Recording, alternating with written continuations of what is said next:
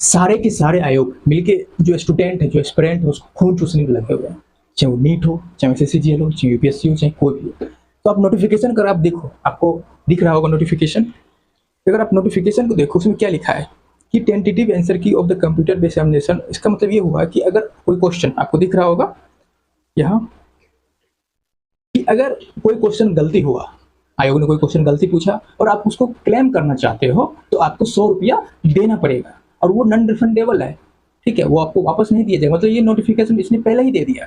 पहले क्या होता था, ये बाद में आता था कि कुछ अगर क्वेश्चन गलती हो गया है तो आप उसको क्लेम करना चाहते हो तो उसको 50 रुपया लगेगा। बट अब ये क्या कर रहे हैं, पहले ये लिख दे रहे हैं कि आपको 100 रुपया तो लगेगा ही, हम गलत क्वेश्चन पूछेंगे ही, क्योंकि हमको क्वेश्चन पूछने नहीं आता है। क्यों नहीं आता, मैं इसका एग्जाम्पल देता हूँ। ये जो नोटिफिकेशन है, इसमें इतना मिस्टेक भरा हुआ है, हम बता नहीं सकते। अब देखो, इसने क्या किया है, आपने देखा होगा कि इंग्लिश का वेटेज बढ़ा दिया गया है, बट इसको इंग्लिश खुद नहीं आता है। मैं आपको इसको प्रूफ करता हूँ। चलिए आते हैं पेज नंबर, अगर किसी को आयोग तक पहुंच है तो इसको पहुंचाएं। जैसे अब हम लोग आगे पेज नंबर 5 में, आपको दिख रहा होगा इसमें क्या लिखा है। इसमें लिखा है, मैंने हाईलाइट भी कर दिया, गजेटेड ऑफ इंडिया। तो गजेटेड ऑफ इंडिया नहीं होता है, जो गजेट होता है वो नाउन होता है। ये हम ऑफिशियल वेबसाइट की तरह के लिए यूज किए थे। क्या होगा, गजट ऑफ इंडिया। क्या होता है, गेजेट ऑफ इंडिया। ये तो गलत हो गया, पहला गलत, मतलब इसको पता नहीं है क्या होता है।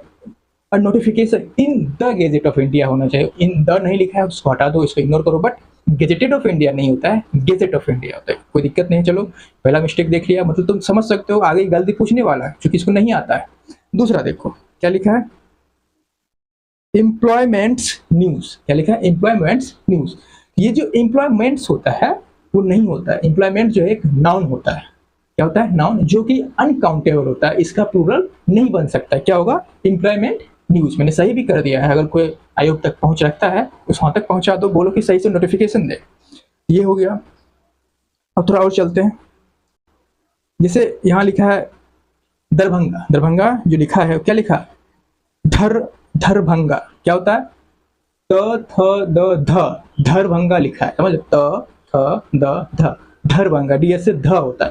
तो धरभंगा नहीं होता है, दरभंगा होता है। ये बोलोगे सर इतना छोटा मिस्टेक क्या दिक्कत है। मान लो जब तुम्हारा सेंटर देगा, सेंटर में क्या करता है, अभी जो यूपीएससी का जो ये आया था, क्या आया था, एडमिट कार्ड है, उसमें क्या जो पिन था, पिन कोड 4003 लिखना था तो 4002 लिख दिया। जो इस पिन कोड में 22 किलोमीटर का डिफरेंस था। ये छोटा मोटा गलती थोड़ी है, आयोग है छोटा मोटा गलती नहीं कर सकता। इसको दरभंगा का स्पेलिंग नहीं लिखने आता है। तो बाकी बात तुम समझ सकते हो कि तुम लोग के साथ अभी क्या क्या होने वाला है, क्योंकि पहले ही बोल दिया है, अगर हम 100 रुपया लेंगे बाबू, मतलब मिस्टेक तो हम करेंगे, तुम हमको रोक नहीं सकता है। जैसे ये जो मिजोरम का शहर है, ऐजवाल लिखा है, ऐजवाल नहीं होता, क्या होता है, ऐजावाल, AIZAWL। ये भी नहीं आता है। तब मिजोरम वाले को अगर सेंटर दिया तो शहर तो खोजते रह जाओगे। अब विशाखापट्टनम, ये तो प्रसिद्ध शहर है, इसको सही लिख लो। विशाखापट्टनम नहीं लिखने आता है, क्या पता, तुम ही देख लो, सही करवा देना जिसका। अब दूसरा देखो, पेज नंबर आ गया हमारा, पेज नंबर 55 में। पेज नंबर 55 में क्या लिखा है, राइटिंग कैपेबिलिटीज ऑनिंग। तो ऑनिंग नहीं होता, ऑनिंग मतलब होता है मैं उसका मालिक हूँ। यह ऑनिंग नहीं होगा। ऑनिंग क्या होगा, ऑनिंग, ओइंग होगा, ओइंग, OWING, जो क्लास में टीचर कराता है। ओइंग मतलब क्या होता है, बिकॉज ऑफ, ड्यू टू।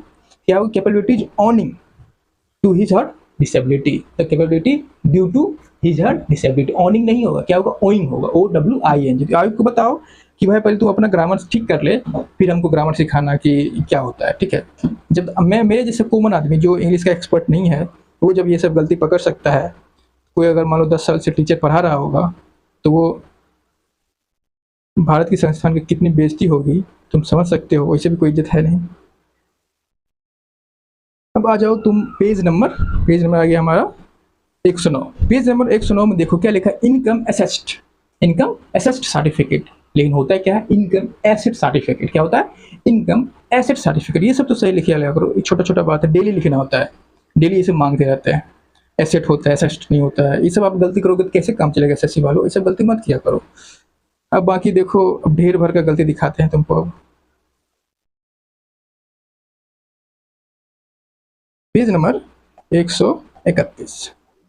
अब देखो पेज नंबर 131 से पहले कुछ और देखते। अब ये देखो, जो हम लोग को टीचर, आप लोग को टीचर क्लास में भी कराता हो कि इफेक्ट और अफेक्ट में क्या डिफरेंस है।